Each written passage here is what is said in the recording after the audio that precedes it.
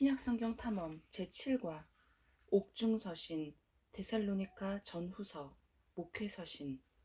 학습 목표: 이 서신들을 통해 사도 바울의 참된 영성을 배울 수 있다.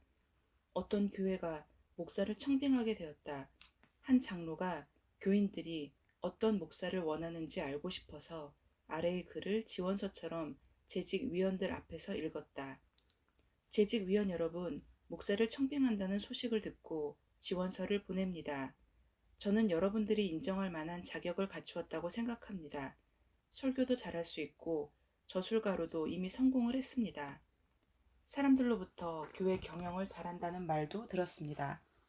저는 여러 지역에서 지도자의 역할을 감당했지만 저에게 적대적인 사람들도 있었습니다. 저는 한 곳에서 3년 이상을 사역한 적이 없습니다. 어떤 곳에서는 제가 복음을 전하는 것 때문에 폭동과 혼란이 일어나 그 마을을 떠난 적도 있습니다. 3번이나 감옥에 들어간 적도 있고 일은 잘할 수 있지만 제 건강이 그리 좋은 편이 아닙니다. 생계를 유지하기 위해 저는 부업을 해야만 했습니다. 제가 목회했던 교회들은 큰 도시에 있기는 하지만 매우 작은 교회들이었습니다. 복음에 대한 잘못된 견해를 가진 다른 지도자들을 공개적으로 비판하기도 했습니다. 어떤 사람들은 저를 협박하여 법정에 끌고 갔고 저는 고문을 당하기도 했습니다. 여러분들이 저를 초청하신다면 최선을 다해 보겠습니다. 그 장로는 재직회에서 이 편지를 읽어주고 의견을 물었다. 재직위원들은 모두 그 지원자를 청빙하고 싶어 하지 않았다. 그들은 건강하지 못하고 다투기 좋아하며 문제를 일으키고 심지어 전과자였던 이 목사에게 관심이 없었다. 재직위원들이 그 주제 넘는 지원자의 이름을 물었을 때 장로는 그가 사도 바울이라고 대답했다. 이 이야기는 요즘 그리스도인들이 사람을 외적인 기준으로 판단하며 참된 영성에 대해서는 별 관심이 없다는 것을 잘 보여준다. 바울에게서 우리는 참된 영성을 발견할 수 있다. 이 관은 바울의 삶에 대한 흥미있는 사실들을 알려준다. 에베소서, 빌립보서, 골로새서, 빌레몬서는 사도행전 28장에서 언급된 대로 바울이 처음 감옥에 갇혔을 때 쓴 편지들이며 옥중서신이라고 부른다. 바울은 에베소에 있는 신자들의 믿음을 격려하기 위해 편지를 썼는데 이 서신은 그리스도의 몸인 교회의 특징과 목적을 설명한다. 빌립보서에서 바울은 오직 예수 그리스도에게서만 오는 참된 기쁨을 강조한다. 그는 겸손, 자기 희생, 연합과 그리스도인의 생활이라는 주제들에 대해 기록한다. 골로새서에서 바울은 그리스도를 육체로 오신 하나님, 모든 창조물의 주, 그리고 교회의 머리로 소개한다. 바울은 또한 율법주의를 선동하는 거짓된 교사들의 문제를 제기한다. 빌레몬서에서 바울은 주인의 물건을 훔쳐서 도망간 빌레몬의 종 오네시모를 용서해 주도록 권면한다. 이 편지에서 바울은 믿는 자들이 어떤 상황에 있든지 그리스도인의 사랑과 교제로 다른 사람들을 대하라고 권하고 있다. 데살로니가에서 바울은 데살로니가의 신자들이 그리스도의 재림을 확신하도록 돕고 부활과 그리스도의 재림의 시기에 대한 그들의 오해들을 바로 잡아준다. 또한 박해 중에서 담대할 것과 그리스도의 오심을 준비할 것에 초점을 맞추고 있다. 바울은 첫 선교 여행 때부터 항상 동역자들과 함께 다녔다. 목회 서신인 디모데 전서와 디모데 후서, 디도서는 바울이 세운 교회들이 잘 성장하도록 돕고 있는 사람들에게 쓴 편지이다. 디모데는 젊은 지도자였으며 에베소 교회의 장로였다. 디모데 전서는 교회 행정과 처리의 지침서이다. 디모데 후서에서 바울은 디모데에게 반대와 핍박에 직면하여 담대하고 올바른 교리에 충실하며 인내와 충성을 다하도록 격려했다. 그리스인 회심자 디도는 그레데에 있는 교회에서 바울을 대신하여 사역했다. 디도서는 이 교회들을 조직하고 감독하는 방법을 말하고 있다. 첫 번째 옥중서신입니다. 1. 에베소서. 이 편지의 목적은 이방인들도 유대인들과 동등한 위치에서 구원의 축복을 받는다는 것을 알리는 것이다. 에베소서 2장 19절로 22절을 읽도록 하겠습니다.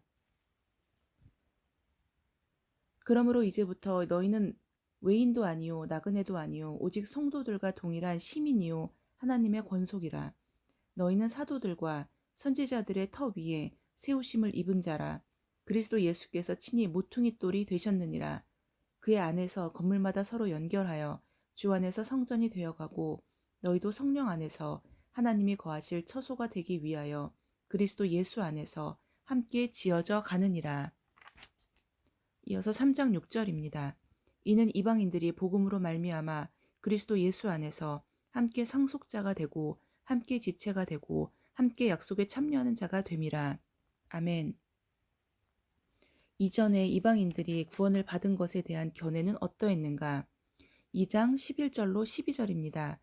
그러므로 생각하라. 너희는 그때 육체로는 이방인이요 손으로 육체에 대한 할례를 받지 않은 무리라 칭하는 자들로부터 할례를 받지 않은 무리라 칭함을 받은 자들이라. 그때 너희는 그리스도 밖에 있었고 이스라엘 나라 밖의 사람이라. 약속의 언약들에 대하여는 외인이요 세상에서 소망이 없고 하나님도 없는 자이더니 이방인들은 구원을 받을 수 없다고 보았습니다. 이방인들은 그리스도와 아무 관계가 없고 이스라엘에서 밖으로 치부되었고 세상에서 소망도 없고 하나님도 없이 살았습니다. 어떤 사건을 통해서 구원의 복이 모든 사람에게 가능하게 되었는가? 2장 13절로 18절입니다. 이제는 전에 멀리 있던 너희가 그리스도 예수 안에서 그리스도의 피로 가까워졌느니라. 그는 우리의 화평이신지라. 둘로 하나를 만드사 원수된 것 곧 중간에 막힌 담을 자기 육체로 허시고 법조문으로 된 계명의 율법을 폐하셨으니 이는 이 둘로 자기 안에서 한 세 사람을 지어 화평하게 하시고 또 십자가로 이 둘을 한 몸으로 하나님과 화목하게 하려 하심이라. 원수된 것을 십자가로 소멸하시고 또 오셔서 먼데 있는 너희에게 평안을 전하시고 가까운 데 있는 자들에게 평안을 전하셨으니 이는 그로 말미암아 우리 둘이 한 성령 안에서 아버지께 나아감을 얻게 하려 하심이라. 아멘.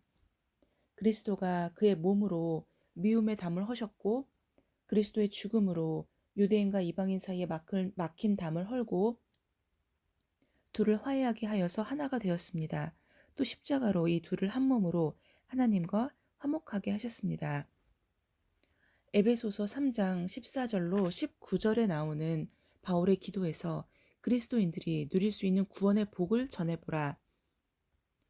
이러므로 내가 하늘과 땅에 있는 각 족속에게 이름을 주신 아버지 앞에 무릎을 꿇고 비노니 그의 영광의 풍성함을 따라 그의 성령으로 말미암아 너희 속사람을 능력으로 강건하게 하시오며 믿음으로 말미암아 그리스도께서 너희 마음에 계시게 하시옵고 너희가 사랑 가운데에 뿌리가 박히고 터가 굳어져서 능히 모든 성도와 함께 지식에 넘치는 그리스도의 사랑을 알고 그 너비와 길이와 높이와 깊이가 어떠함을 깨달아 하나님의 모든 충만하신 것으로 너희에게 충만하게 하시기를 구하노라. 아멘. 성령으로 속사람이 강건하여지고 믿음으로 그리스도가 마음에 거하심으로 그리스도 사랑을 깨달아 알게 됩니다. 그리고 하나님의 충만으로 충만한 삶을 살게 됩니다. 다른 사람들을 격려하기 위해서 이 사실을 어떻게 활용할 수 있는가? 그리스도를 믿지 않은 사람들에게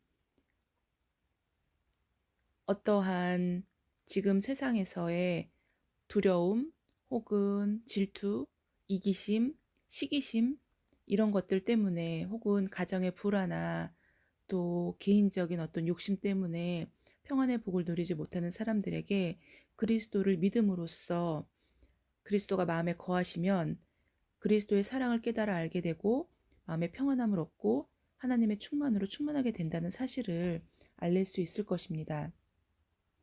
하나님이 이미 주신 구원을 잘 모르는 사람들이 위의 내용이 실제가 될 수 있다는 것을 알게 되면 크게 격려를 받을 것입니다. 오늘은 에베소서 옥중 서신 중에서 에베소서에 대해서 잠깐 나누고 출근을 합니다. 오늘 하루 이번 한 주 승리하는 한 주 되시기 바랍니다.